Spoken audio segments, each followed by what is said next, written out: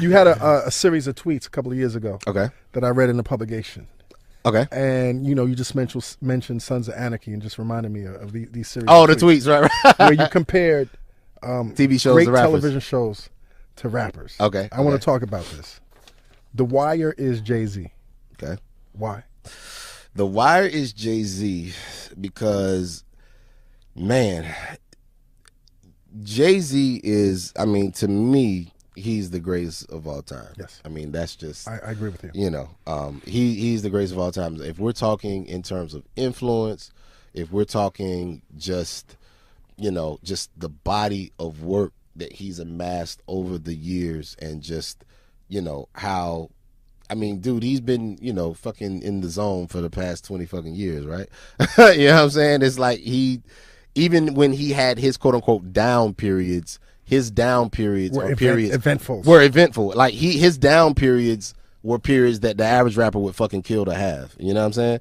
So to me, he's the greatest. And to me, The Wire was definitely like the greatest of all, the greatest television show of all time. To add to that metaphor, I would say Rakim is The Sopranos. Right, you have that, yes. Oh, I did say that? Yeah, Shit, right, I can't right, remember. right. Yeah, Rakim, he's The Sopranos. Like, he's the one that, like, set the standard, and he's the one that he's the shoulders that everyone else is standing on. He's the next level foundation. He's the foundation. And Sopranos was the next level television that we're now all enjoying. We're all enjoying, but all because of what The Sopranos laid down. Absolutely. Breaking Bad is Nas. Breaking Bad is Nas. Breaking Bad is Nas because I would say, although Jay-Z is the greatest of all time, I think he's the greatest, Nas is probably my personal favorite.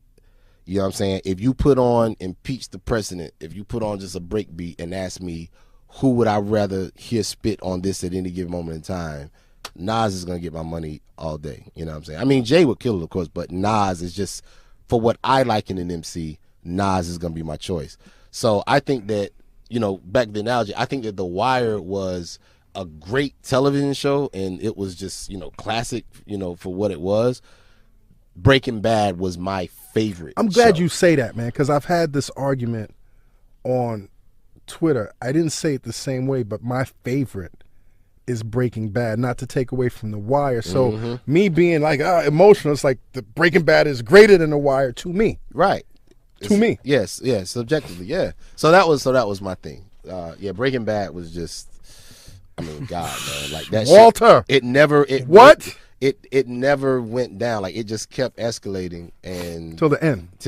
I love that show. How to Make It in America is Biggie. How to Make It in America is Biggie. I think that was a show where, much like Biggie, I think it got cut short right as it was trying to find its voice. Second season, Wow. Second season, second album. Biggie had second season, second album, exactly. I think it's a shame, when Biggie got killed. Like, he was someone that I think was really just kind of starting to find his voice, you know what I'm saying? And, for life and a career to get cut short like that is really tragic. And, with that show, the first season, I was just kind of like, okay, this is cool. But the second season, I was like, oh, wow, okay, I see y'all going somewhere. Y'all raise the stakes a little bit. And then it was just over. Wow. So, Lost is Kanye. Did I compare Lost to Kanye? You said that. Fuck. I'm trying to, okay.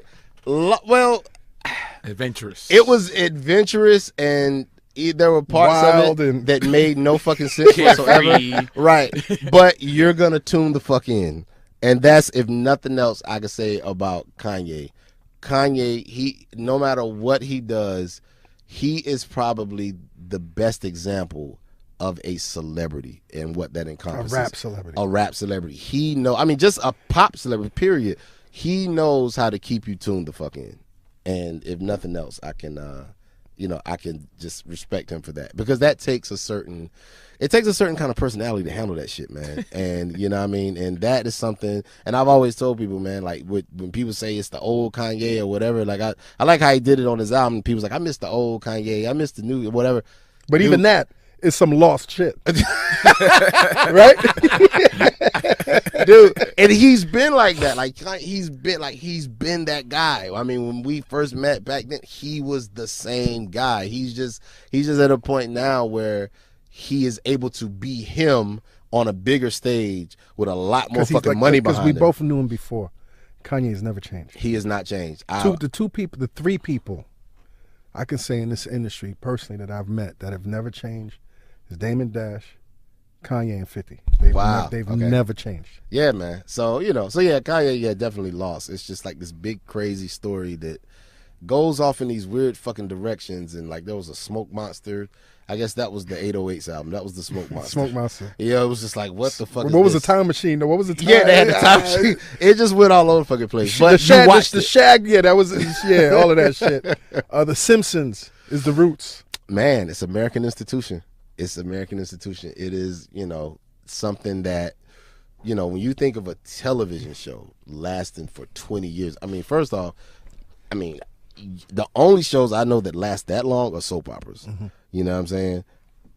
The Simpsons being an animated show lasting for all this time. And I think right now, I think South Park is coming up on 22 because they came out in 97. I remember that was my freshman year in school. So they're getting there. But yeah, man, the Roots is, they're an institution. I work, I'm blessed to work with Questlove on Questlove Supreme, only on Pandora as a plug. Plug it, man. Plug it. Yeah, man. I'm blessed to work with him and on his radio show for Pandora, Questlove Supreme, and man, it's just so crazy, like to talk to people and see, success. Like everybody's chasing something, you know what I mean? So I look at somebody like Questlove, and that to me is life goals. I'm like, nigga, I want to be like you when I grow up. But he's looking at something else, and that person is looking at something else. You know what I mean? There's never a place of being content. Everyone's always like kind of chasing something. But I think with the Roots, for them to go from, not being recognized, almost getting dropped by their label 20 years ago. Y'all ain't serious. Y'all a rap band. Right. Y'all are a cartoon. Right. To now being the house band on the Tonight Show. I mean, dude, again, the power of hip hop. Who would have guessed, again, something that no one thought was going to last past fucking 5 minutes, 30 years later, the band of the Tonight Show is the fucking Roots. That's amazing. It's crazy. Mad Men is Eminem. Yeah, existential white angst. I can't. First of all, I think Eminem is probably like just a is a monster. Unfortunately, I haven't had a chance to meet him yet. I've worked with a lot of people in that circle. Me and Denon Porter have done work. My favorite record, Impatient, by the way. Oh man, thank you so much, brother. That shit was my fucking therapy for my situation. Oh wow, man, thank you, brother, thank you. Yeah, man, Denon, my man, of course, Royce the 5'9", that's my brother. Big ups to him. But me and him have never had a chance like to work together or meet each other. But yeah, I compared it to Batman. It was definitely it for that show. Great show, but definitely kind of one note. It definitely is like, after a while, it's like, okay, man, I can't feel sorry for rich white people. Yeah. You know what I mean? Like, how bad is it really? Yeah. You're rich and you're white. You know what I mean? So that was kind of like with the M thing. It was like he is.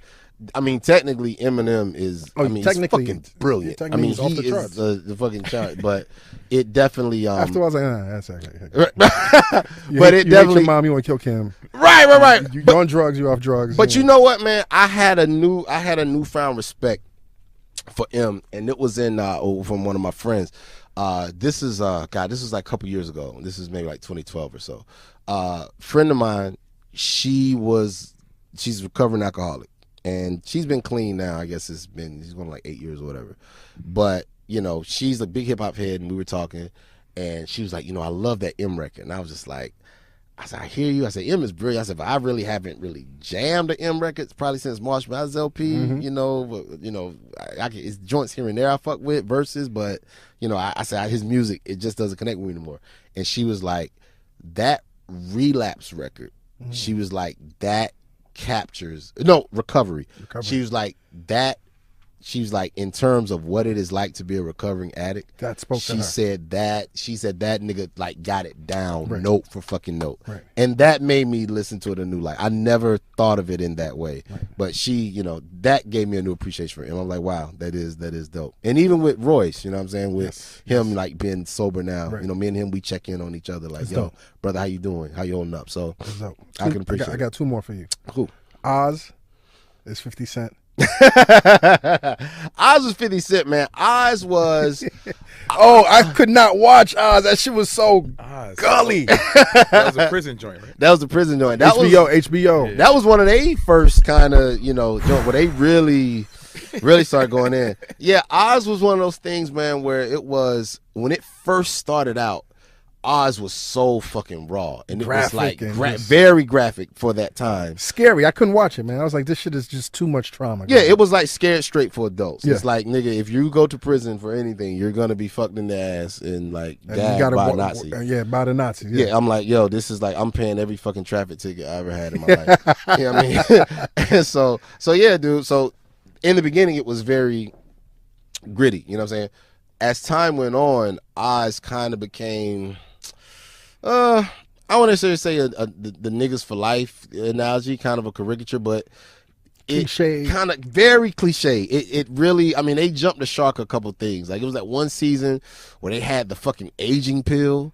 Like, it was the dumbest shit ever. It was like, okay, there was like this experimental drug this company had made, and so they were saying, okay, well, rather than serve out your time, so if you got 10 years to do, take this pill that will age you 10 years and you can get out. Holy fuck. And like, the pill ended up killing like 8 niggas. And it was the shit, you know, it was whatever. But they totally jumped the shark. So for me with 50, I think watching his career, because I mean, we came out, you know, the little brother came out around the same time as Get Rich or Die Trying. So that was just an amazing thing to see.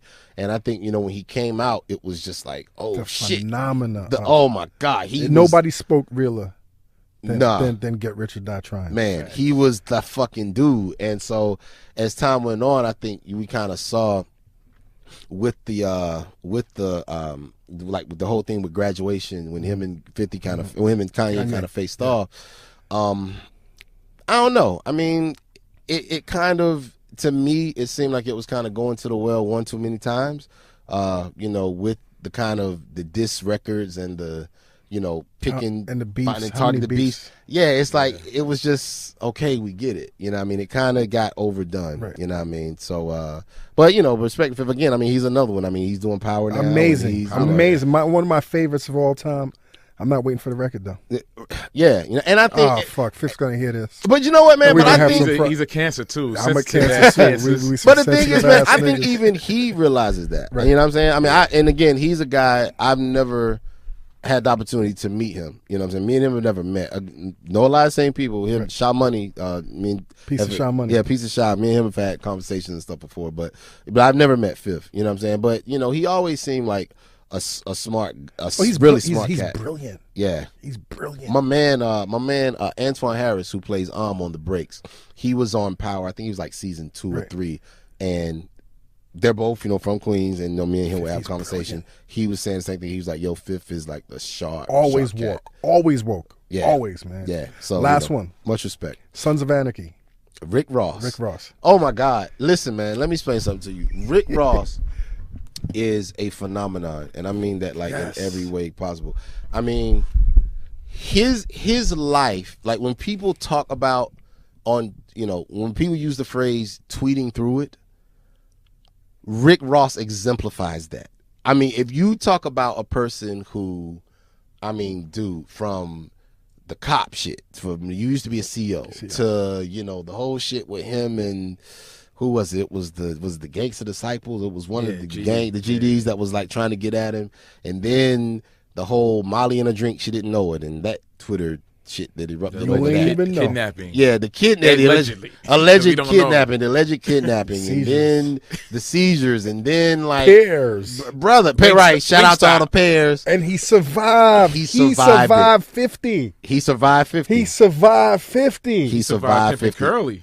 Pimpin' Curly, he survived. You know the what was his baby mom? What was the name of it? Like Tia. Oh my God, he survived all of that. And so for me, Sons of Anarchy, why I compare it to Rick Ross, Sons of Anarchy was like the most unrealistic show that is. I mean, after like season 3, it's just like, okay, how are all you niggas not serving life sentences right now? How y'all still alive? How are you still alive? You it's know like what I mean? The A-Team. Oh my God, it's like the A-Team on steroids.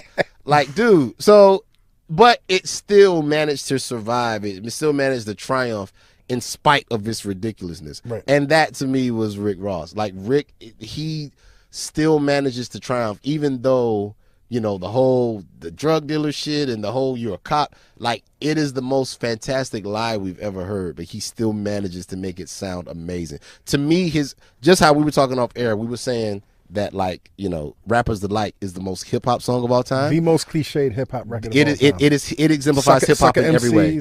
Biting rhymes, a Jack beat that you was a lawsuit for, commercial, selling out the fucking janky label, jacking niggas.